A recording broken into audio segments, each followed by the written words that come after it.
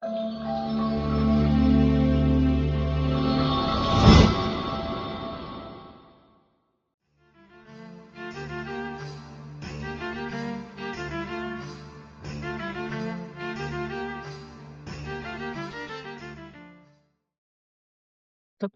açyk we netijeli ykdysady strategiyasy nähili gymmatliklara esaslanmaly.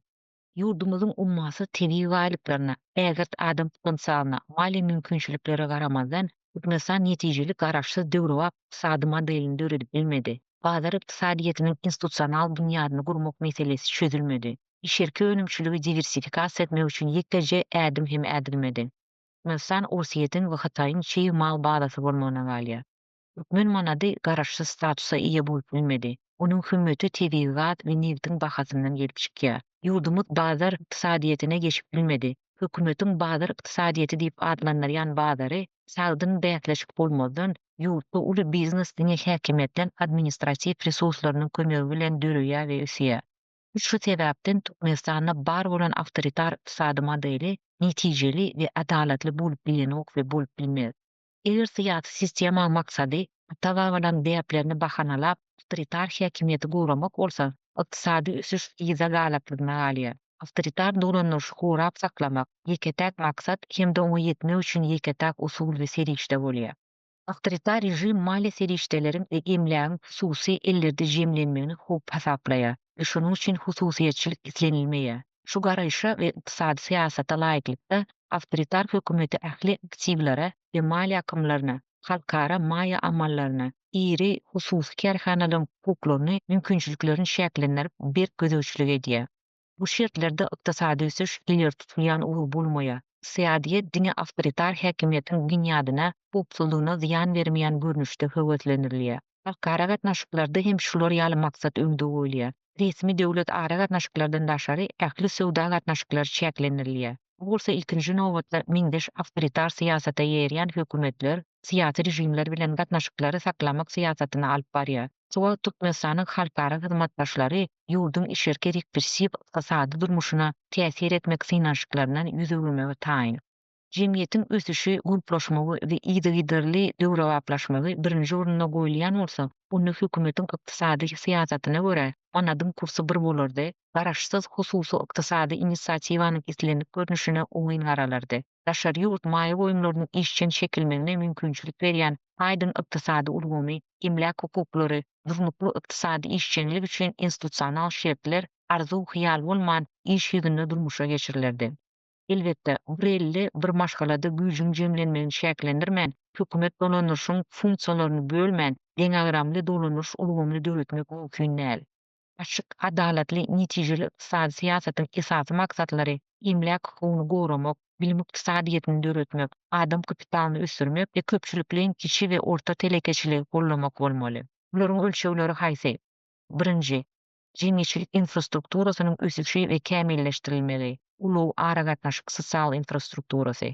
Ikinji, ähli görnüşli kapitalyň toplanmagyna, ösmegine kanuny görä ýol açylmaly. Önümçilik, mali aktivlere, adam kapitaly. Hiç bir kuwatly harby güç popsuldygy kepillendirip bilmez. Bu ýurdun öz ygtyýarlyk, garaşsyzlyk düşünjelerine de degişlidir. Adam kapitalsyz ýurdun mümkinçilikleri şäkli bolýar. Garaşsyz ýurtdaky giňden ýaýran garyplyk garaşsyzlyga eltýär. Täze syýasatyň esaslary nähili bolmaly? Birinji, hususy eýetçilige geçmek içerketligi ösdürmegiň mühim mehanizmi bolmaly. Türkmenistanyň raýatlaryna öz ýurduny, yerini özleri we şagalary üçin jaý satyn almagy, gurmagy mümkinçilik täze syýasatyň esasy düzüjüleriniň biri bolmaly. Ikinji, valutaň iki kursy goşa hümmeti resmi we gary bazardaky kursy oýlanşykly reformanyň netijesinde birleşdirilmeli. Bu reformany geçirmek üçin halkara uramalar bilen maslahatlaşmaly. Halkara tejribesine esaslanan reforma geçirilmeli. İki kursy ykdysadyýetiň logikasy aýdyndyr.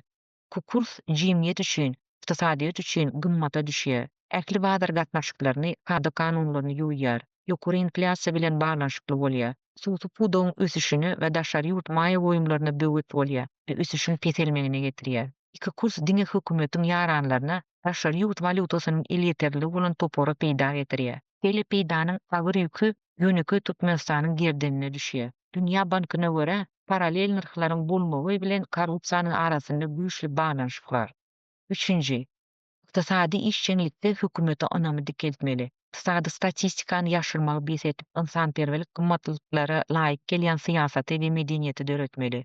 Zulümň ýerine adamkärçilik, korrupsiýanyň ýerine açyk prosesler yer almaly. Bäsleşige esaslanýan parasyz, korrupsiýasy tanşylyşsyz işleýän biznesa şertleri we iş prosesleri döredilmeli. 4.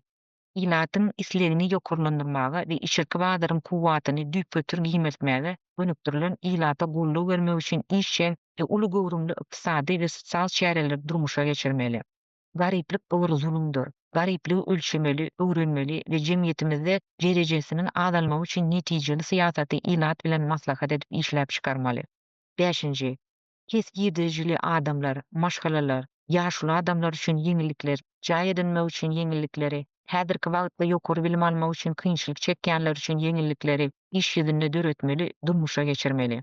Mesana kagaz ýüzünde däl, iş ýüzünde kanunyň hökmürawanlygyna esaslanýan döwleti döretmek, iqtisadiýetin institusional esaslaryny gurmamak we çiň mallara dowly garaşlygy ýeňip geçmek ýaly oýlanşykly reformalar netijeli ykdysady ulgamyň esasy urlary bolmaly. Bolsa Türkmenistan diňe ykdysady, medeni izolasiýadan çykanyna mümkin bolar. Sen haýsy ykdysady reformasyny isleýärsiň? Pikiriňi ýaz. Çagykda görüşeli.